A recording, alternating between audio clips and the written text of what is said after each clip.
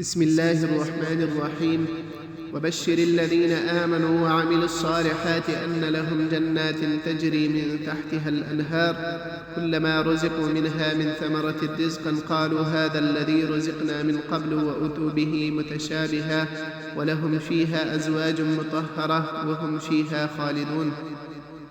اے پیغمبر، هغو کسانو ته زیری ورکړه چې ایمان یې راوړي او نیک عملونه کوي چې د هغوی لپاره داسې جنتونه دي چې لاندې ترې ویلې بهیږي.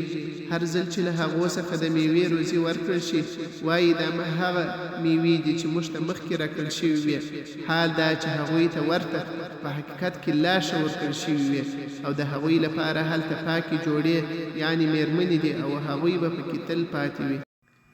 په دې آیات کې الله تعالی د مؤمنانو او نیک عمل کوونکو لپاره د جنت زیری ورکوي.